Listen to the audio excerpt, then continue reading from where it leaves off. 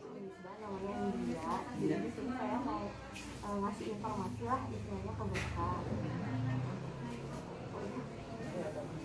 Jadi dengan Bapak hadir, tadi keluhannya gatal di kaki aja Pak? Iya. Di kaki kanan apa Di dua-duanya? kaki kanan. Di sini ada sedikit tadi, kadang-kadang sembuh, Kadang muncul lagi gitu. Muncul laginya ketika Bapak lagi apa? Misalkan kalau ini makanan yang seperti asin. Dulu pernah ada alergi makanan nggak? Enggak. Enggak. Tapi kalau misalnya makan makanan asin jadi timbul. Iya.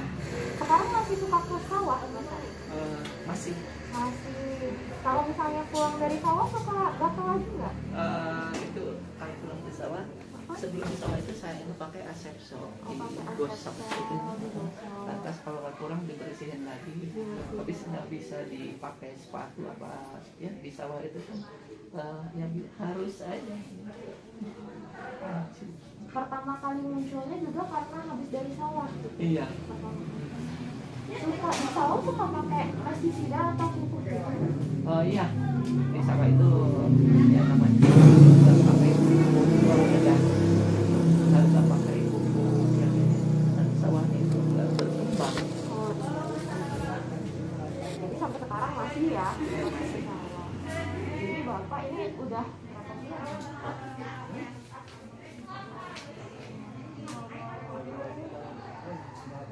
Tahun 2020 ya? Ya. Tahun yang lalu. Tahun 2020 nggak tahu tanggalnya sama ibu dokter resmi juga.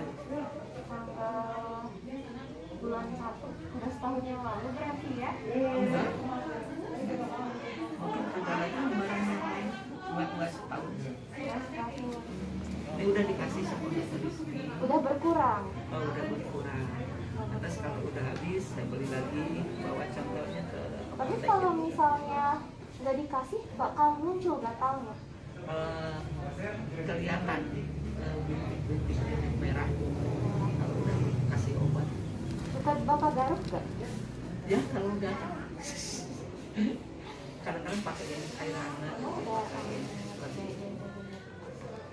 Ya jadi Bapak kalau misalnya yang gatal-gatal di kulit ini kan sebenarnya faktornya banyak ya. Terus bisa juga karena pengaruh yang di sawah pakai pestisida kayak gitu. Kalau misalnya Bapak ke sawah, kalau misalnya bisa pakai sepatu boot. Kalau di atas sawahnya Kalau di galangan atas itu bisa, tapi kalau di bawahnya susah ya. terjun langsung ke ini kan nggak bisa. Pakai sepatu boot itu namanya sawah susah nanti angkat. Kalau bisa dikurangi kontaknya ya, biar berkurang juga gejalanya. Paling kalau misalnya mandi pakai sabun bayi Pak. Jangan asepso. Asepso juga bisa. Kalau misalnya udah cocok sama asepso mah pakai asepso. Terus kan salah satu faktornya tuh bisa juga karena kering kulitnya, jadi bisa dipakai juga kayak minyak gitu. Kalau di keluarga ada yang punya kayak Bapak juga nggak gatal-gatal? Cuma Bapak aja? Enggak. Kalau ini nggak ada misalkan pengaruhnya dari diabetes. Enggak. Bapak ada diabetes? Belum dicek. Belum dicek, belum pernah punya gula sebelumnya? Enggak terlalu tinggi. Terakhir berapa? Terakhir dicek itu udah pulang lama.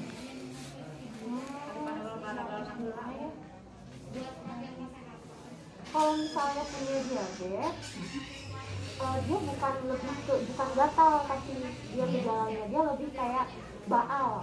Kalau misalnya ada diabetesnya, jadi nggak ngaruh, gatalnya bukan dari diabetes. Paling lebih kayak ke stres bisa, terus kulit kering gitu. Terus kan Bapak pengaruhnya juga karena sering ke sawah yang memang airnya tidak bersih. Jadi faktor resikonya mah dari situ. Kalau kulit juga bisa kayak stres, itu juga bisa jadi faktor resikonya. Kalau yang dikatakan iritasi kulit, iritasi kulit itu berarti ada zat yang merusak dari kulit, merusak sel-sel kulit Bapak. Jadinya dia gatal, salah satu gejalanya. Emang Bapak pakai zat-zat iritan? Selain kalau misalnya pestisida itu bisa salah satu jadi zat iritan buat kulit. Kalau misalnya ini berkurang nggak Pak gejalanya dari yang bulan lalu? Kalau sekarang ini pertama dulu di sini. Gimana ya? Oh bisa jangan digaruk Pak. Kalau gatel di ini aja, dikasih minyak diurut-urut atau dikasih paladin gitu. Jangan kalau digaruk malah makin parah. Jadi misalnya kalau digaruk kan dia jadi luka kulitnya. Nah itu bisa masuk bakteri gitu. Iya bisa. Kalau misalnya asepsol tadi dibersihin lagi kakinya. Jadi di samping misalkan krim juga ada salep ya. Ada kan obat yang dikonsumsi gitu. Kalau obat yang dikonsumsi itu untuk menahan jangan terlalu lama. Oh ada, tapi biasanya kalau misalnya dengan salep udah bagus, nggak perlu lagi. Kalau misalnya gatalnya sampai ngeganggu tidur, baru itu bisa dipakai untuk. Kalau misalnya cuma gatal yang tidur juga bisa, dikasih salep bisa, nggak perlu dikasih obat diminum. Tapi sampai sekarang belum ada obat yang diminum kan ya? Obat diminum buat gatal. Dari dokter ada kayak CPM gitu ya? Oh iya, CPM bisa. Nah itu tuh buat gatal. Tapi ada suka tidur. Ya emang ngaruhnya ke ngantuk. Jadi kalau mau minum juga ya bisa malam ya. Jadi nggak ada aktivitas lagi. Ya. Tapi keluhan lain nggak ada ya berarti? Cuma gatal. Anak kosong lama. Ada yang mau ditanya lagi nggak Pak? Enggak, misalkan sekarang mau ke sini ya, karena pakai BPJS nanti ininya saya rasakan sesudah habis itu mungkin bisa kontrol lagi sini ya? Ya bisa. Jadi biar ada kelihatan perkembangan pakai obat ini ya, gini. Bisa. Jadi kalau misalnya udah habis nih obatnya atau gejalanya udah membaik, datang lagi aja buat kontrol. Jadi biar tahu perkembangan selanjutnya apakah membaik dengan obat ini gitu. Mungkin nanti bisa lain lagi obatnya. Iya. Udah. Makasih dok. Makasih banyak ya Pak. Ini kesanakan lagi? Iya.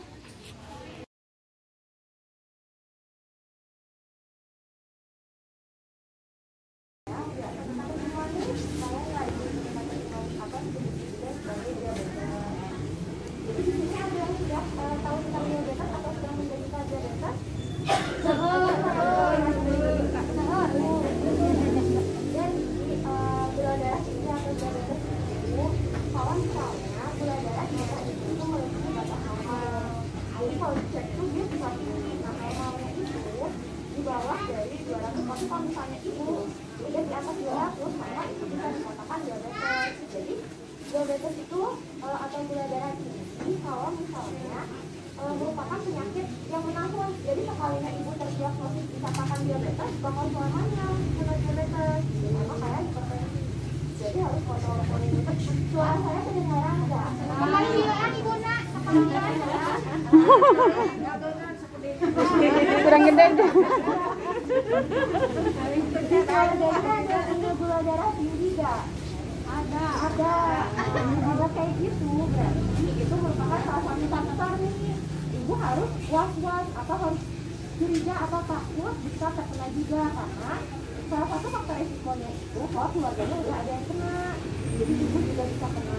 Tahu nggak sih penyebabnya karena apa? Karena makan yang berlebihan, yang manis-manis, yang terlalu banyak. Salah satu faktornya juga karena usia. Jadi kalau misalnya usianya udah di atas 40 tahun, keluarganya udah ada yang kena diabetes, berarti ibu-ibu harus menjaga makanannya biar tidak sampai terkena ke diabetes. Tahu nggak gejalanya apa aja? Nggak kelihatan tuh gejalanya. Apa? Nggak Kelihatan, cuman kencing, sering tidur, gitu ngantuk, pengen makan dulu. Haus. Jadi yang pertama sering haus, terus sering lapar. Kemudian kalau misalnya udah kena ke jari-jari, ke anggota tubuh, baal. Jadi kalau luka tuh suka nggak kerasa, jadi harus hati-hati. Jadi nggak kelihatan. Dirasain ya. Cuma dirasain. Terus juga sering pingin makan terus Ngantuk, udah makan ngantuk. terus tidur, jadinya nggak aktivitas ibu-ibu. Itu tuh yang bisa memperparah. Jadi harus Kalau misalnya kayak gitu, aktivitasnya Bu duduk terus. nah tuh duduk terus lagi ya. Nah, untuk mencegahnya itu yang pertama, aktivitasnya ditingkatkan. Jadi misalnya tadi kalau olahraga, kalau misalnya darah tinggi, bagusnya 30 menit selama minimal 3 hari. Tapi kalau orang-orang yang udah terkena diabetes, itu harus 5 kali dalam seminggu. Maka kalau diabetes boleh kita makan, boleh 3 kali sehari juga boleh. Tapi makanannya porsinya kecil dan dijaga, jangan kebanyakan.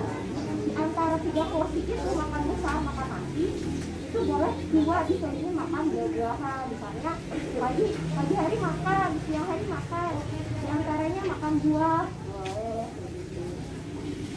Terus selanjutnya karena tadi gejalanya tuh bisa sampai baa-baa, jadi harus sering diperhatiin kakinya, jangan sampai ada luka. Kalau luka, orang-orang yang diabetes itu dia bakal sulit sembuh, jadi penyembuhannya lebih lama. Tahu nggak yang kena kaki diabetes yang dia luka terus bisa sampai bau? Nah ini komplikasinya. Diabetes basah nih itu tuh. Ya, Diabetes basah. iya. Jadi kakinya tuh keluar air terus bau, bisa sampai bau ya. Nah itu komplikasinya kalau misalnya gula darahnya nggak dikontrol, nggak dijaga. Diabetes kering mah kan enggak nih. Ya enggak. Nah itu bisa sampai kayak gitu parahnya kalau misalnya nggak dijaga. Kalau misalnya luka, dibiarin aja.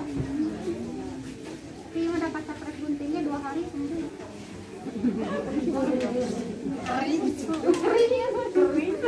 Kering. Jadi kalau bisa makanan dijaga, yang kedua aktivitas ditingkatkan. Terus kalau misalnya ada keluarga yang kena diabetes atau ada yang kena diabetes, sering-sering kontrol cek gula darahnya. Jangan sampai. Oh, jadi ini menular. Terus kita nggak tahu. Terus Kita nggak menular dengan sama. Parahnya perjagaan. kalau itu bisa ke mata tuh bisa buat kabur penglihatannya, kemudian bisa ke jantung, terus bisa ke ginjal. Kemudian kalau misalnya udah sering cek kontrol, kemudian makanan dijaga. Nah, kalau di era pandemi ini, di era COVID, tahu kan kalau misalnya diabetes itu salah satu penyakit yang bikin parah gejala corona. Jadi, ya untuk menghindarinya, kita juga harus menghindari menjaga diri kita dari penyakit corona tersebut. Kalau misalnya nih, kalau sudah ada gejala haus, pipis, kemudian merasa lapar, terus nggak punya alat buat cek gula darahnya di rumah, kalau ada gejala itu langsung cek ke fasilitas kesehatan terdekat. Jadi minum obatnya juga harus rutin. Kalau misalnya udah terkena diabetes, jangan sampai obatnya itu dilepas.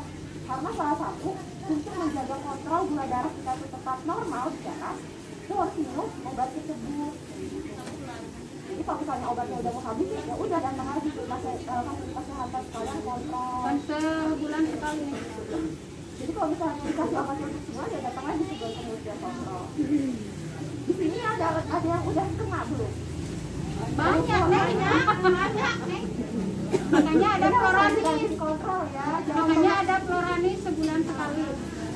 Bagus berarti ibu suka datang ke sini kan buat datang ke Floranisnya buat cek. Iya, Udah rutin mau 6 tahun nih. Berapa? Udah mau 6 tahun. 6 tahun. Tapi ibu kelihatan sehat. Alhamdulillah. Rutin kan? di pertama ayah gue Jadi kalau di era pandemi juga, Ya masih pamer. sering pakai hand sanitizer Floranis. Jangan tutup mata, hidung, telinga gitu. Jangan sampai karena kita udah punya diabetes terus sampai kena corona, jadi nggak boleh gitu. Itu harus cuci tangan, jaga jarak. Terus tempat-tempat yang sering dipegang orang dihindari. Jadi jangan sampai diperburuh lah gitu. Terus kalau keluarga kita punya diabetes, keluarga kita juga harus dijaga, diingatin makannya, aktivitasnya, karena mereka bisa beresiko kena juga. Gitu. Ada yang mau ditanyain dulu nggak ibu? Yang penting ingat ya, kontrol rutin, dicek lagi. Kalau bisa sih punya alat di rumah buat ngecek gula darahnya. Kalau enggak, ya datang aja ke fasilitas SHC.